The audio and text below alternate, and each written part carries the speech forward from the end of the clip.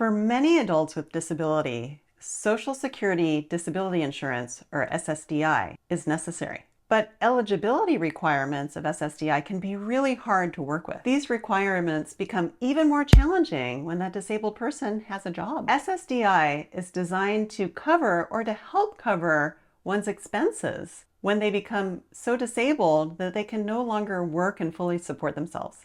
They may, however, be able to work in a job with fewer hours or different requirements and less pay. A job that still allows them to retain their independence and still have the satisfaction of being able to make a difference. My team is often asked about tips for maintaining that balance of keeping as much independence as you can while still keeping those public benefits. Everyone's situation is different, of course, but in this video, we'll go over what you need to know. So, Social Security disability benefits are really intended for people who, because of their disability, it's expected that they can't work for at least a year or their disability will result in death. And when you're receiving these benefits, after 2 years, you can qualify for Medicare benefits. So in this video, I'm going to be referring to Social Security disability benefits as SSDI, but it also covers a lesser known benefit called Child Disability Benefits, or CDB benefits. And I discuss CDB benefits more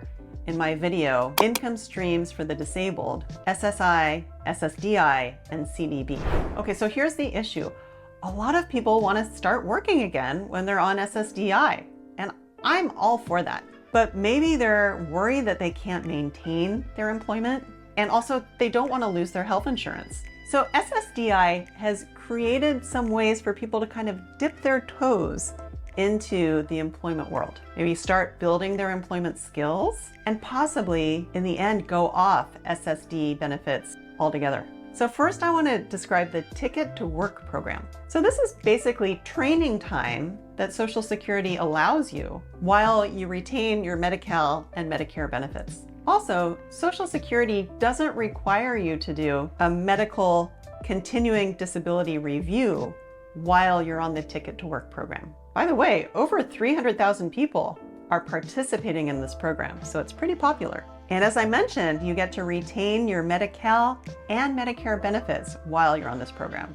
So it's not that risky. So how does it work? Well, basically the participant, the person receiving SSDI, gets to choose a service provider to work with them one-on-one to help with their career building skills, job skills, to help with employment placement, anything that might come up relating to a job. The participant and the provider come up with a plan for education, the work level they want to achieve, the earnings they want to get, and a time frame to accomplish all of this. This can be coordinated by the regional center or by the Department of Rehabilitation. So now once you start to work, basically Ticket to Work has worked, and now you move into the next step. There's a 3-step process now once you're working that Social Security applies. So first, Social Security provides what they call a trial work period. This is where you're provided 9 months to earn as much as you can or as much as you want. It can even go over the limit of the monthly earnings amount, which in 2024 is $1,110 a month. So during that 9-month period, it doesn't matter how much the SSD recipient is making. They get to keep their full SSD check and their take-home pay as well. So it's really awesome. Now note that the 9 months of this monthly earnings amount, they don't have to be consecutive. So if you're able to work for 3 months and then you take a pause for 5 months and then you work another few months, it's 9 months total over a 5-year period. Then after that 9 months of the trial work period are used up, you get a 3-year period called the Extended Period of Eligibility. During those 36 months, Social Security looks to see whether your monthly earnings have exceeded the substantial gainful activity level. Okay, it's called SGA, but what is the SGA level? In 2024, that level is $1,550 a month. But the cool thing is there's actually 2 deductions that you can use to reduce what they look out for your earnings. The first deduction is called the Impaired Related Work Expenses deduction. And these are items that you need to be able to work. So it could be like medications that you need at work. Could be equipment that's needed, transportation that's provided by other people to get to and from work, that type of thing. And the second deduction is for supported or subsidized working conditions. So what does that mean? If you need extra time to perform your job duties, or you need extra support or supervision due to your disability, then that could actually reduce your countable wages. That could reduce what Social Security sees as how much you've earned. So for example, if you earn $1,000 that month, but it takes you extra time to bag groceries if you're a courtesy clerk, they say it takes you 20% extra time, then they would deduct 20% from that $1,000 of monthly earnings. So they'd say, oh, now it's really that you earned $800 in countable earnings. And they provide those deductions because they want to see what is your true earnings capacity, not what you actually earn, but if you need some help to perform the job. Okay, so during this 3-month extended period of eligibility, if you earn more than the SGA level, they'll give you a 3-month grace period. So you'll receive your SSDI check for 3 more months, and then the SSDI check ends because of your earnings. So that happens once you go over the SGA level. But during that 3-year period, if your earnings then dip below the SGA period, you can get your SSDI back on track. So it's not like during that 3 years, if you exceed SGA, all of a sudden your SSDI check is lost forever. It can come back if for some reason you're not able to work and sustain that SGA level. Hey everyone, if you like my mom's video, like and subscribe.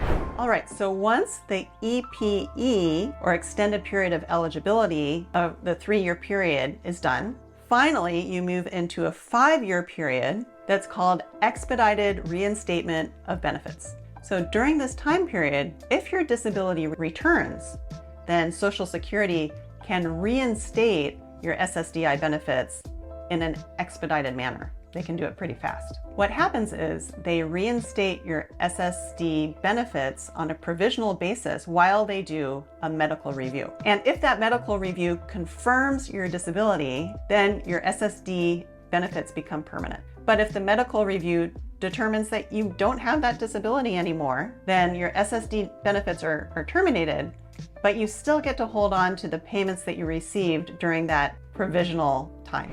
So let's give an example, all right? So let's say we have Johnny, and his mom is retired and is receiving $2,000 a month of Social Security benefits. So Johnny qualifies for CDB benefits, all right? Let's say he has developmental disabilities that started before age 26. So he gets half of what his mom's getting, or $1,000 of CDB benefits. That's great. So now Johnny wants to start working. So he gets a job as a courtesy clerk at Safeway, and he works part-time for 9 months as the courtesy clerk. He earns $1,600 a month. Now, this is during his trial work period where it doesn't matter how much you've earned. So he gets to keep his $1,000 a month of CDB benefits plus all of his $1,600 a month of earnings during this 9-month trial work period. Okay, so now 9 months passes, and now he goes into the extended period of eligibility. So let's say during that 3-year extended period, Johnny earns $1,600 a month for another 12 months. So even though Johnny is working earning $1,600 a month, it takes him a bit longer to bag groceries due to his disability. So they say, all right, I understand you're earning $1,600 a month, but we're going to discount that by 20% or so because it's taking you a longer amount of time. So your countable income is now 20% of $1,600 or $1,260 a month. And guess what?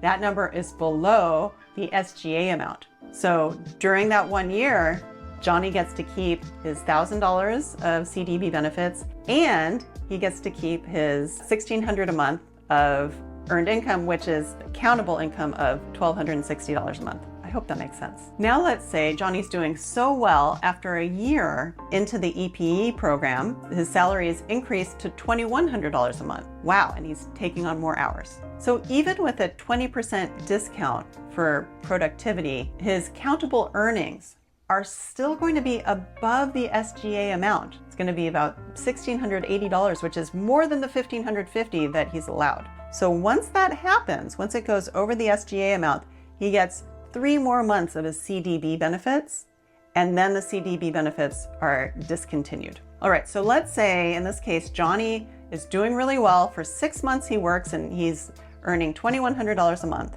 And then it really gets to him. He kind of burns out. Okay, it's too much and he has to reduce his hours significantly. So now he's only working and earning $800 a month. Since he's still under that extended period of eligibility, that 3-year period, he can start receiving his $1,000 CDB check again. So you might be thinking, boy, Ellen, this sounds really complicated. Yes, it is. I wish it were easier, but this is the system we're dealing with right now. I also want to note that working while you're receiving SSDI or CDB benefits is very different than working when you're receiving SSI benefits. Really, the thing that's the same is this Ticket to Work program that can apply to SSI and to SSDI. But other than that, the rules for working on SSI benefits are very different. And I discussed this in my video that's called How Does Income Affect My Medi-Cal and Other Benefits? I discuss working and the income stream that you get while you're working and how that affects SSI benefits in that video. So here at Cookman Law, we really like helping families with their estate planning, special needs planning, and trust administration. And public benefits questions like this come up a lot. Now, I do want to mention that if you need help with an application for SSDI or maybe an appeal for a denial of your benefits, we don't help with those. We're happy to provide a recommendation, but typically families that come in, their children already have their SSDI CDB benefits established. Thanks so much. Hello everyone. If you liked my mom's video, don't forget to like and subscribe. See you all next time.